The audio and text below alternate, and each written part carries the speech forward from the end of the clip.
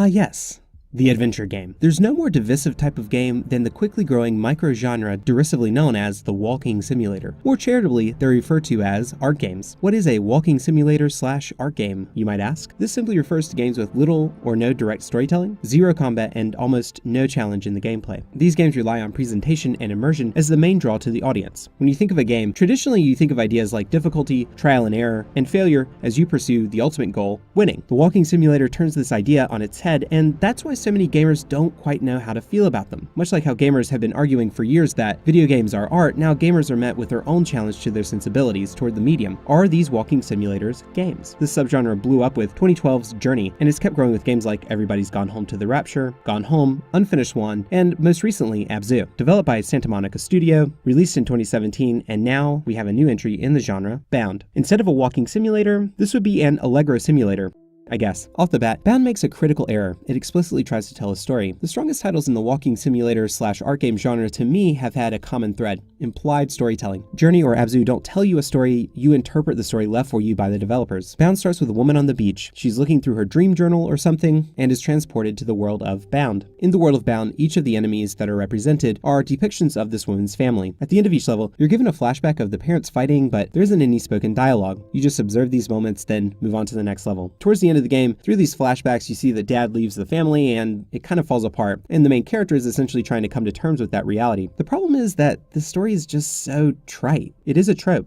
Girl dances out her daddy issues. The banal family drama doesn't work with the gorgeous abstract visuals. The story serves no purpose to the game. There really isn't any need for the story, and if anything, it may have been more effective to just do a generic sci-fi space opera instead. Bound's attempts at making an emotionally meaningful story only demonstrate how ham-fisted the tale is. Luckily, the rest of Bound is much better than the story. The gameplay of Bound is walking through various rooms, light platforming, a whole lot of shimmying, balancing, and more than a few ribbon floor routines. The platforming is serviceable, but not super tight. There is no combat, but if you start dancing by pressing R2, you cannot be hurt by enemies or hazards. The rest of the gameplay is fairly straightforward, with some tumbling and pirouetting. Bound is a visually arresting game, and probably the most impressive aspect of the experience. To me, Bound looks like something out of a chillwave video. The aesthetics would fit perfectly with songs by Com Truise, Tycho, or Washed Out. The fractal geometry mixed with the hot oranges contrasting with the deep blues all feel of the times. Bound's levels have an Escher-like quality to them. You may be able to walk upside down one moment, and the next you're dangling from a rope descending into a giant tunnel. The coolest thing about the art direction in Bound is that it takes something so real to our lives, technology, and it makes it far more interesting than any phone or computer could be. The surrealist approach doesn't only extend to the environments. The heroine, referred to as the princess, has her own brand of intangible exquisiteness. The princess's ovular helmet with feathers coming out of the sides are very Daft Punk. Her dress is made of geometric shapes which have an interesting sway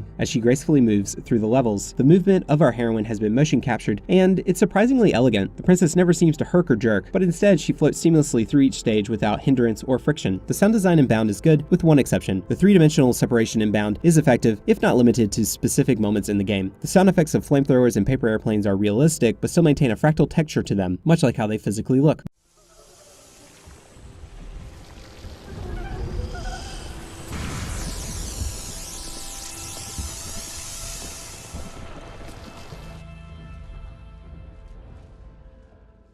The sound of enemies is grating to the ears. Oddly, for a game that seems pretty chilled out, there's a lot of screaming. The wails are filtered in a way that the pitch is high, and it's not fun to listen to.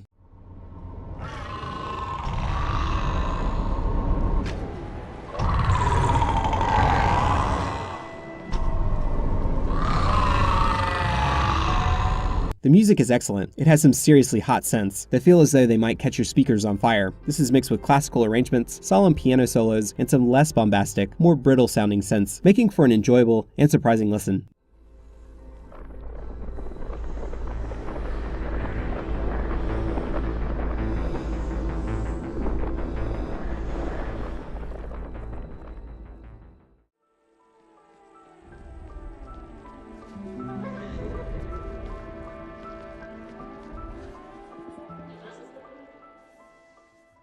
The voices are put through some sort of filter to make them sound alien, and I'm not a huge fan of this either. Much like the storytelling, saying less would have said more. Bound will take you about 2 hours or so to complete. After you finish Bound, there is a speedrun option and an in-depth photo editor, if that's what you're into. Bound is a tough game to recommend due to some of the shortcomings in the storytelling. However, if you enjoy these types of games, it is worth a playthrough. Bound is part of the growing trend of games that challenge what the medium of video games means, and what it's capable of presenting from both a narrative and a visual standpoint. While it does have some flaws, Bound is a game that should be looked at as a source of inspiration for how to challenge our perceptions of the medium. This is Zach with Tanuki Games. Please remember that a like, a comment, or subscribe means a lot to me and of course the channel. Enjoy!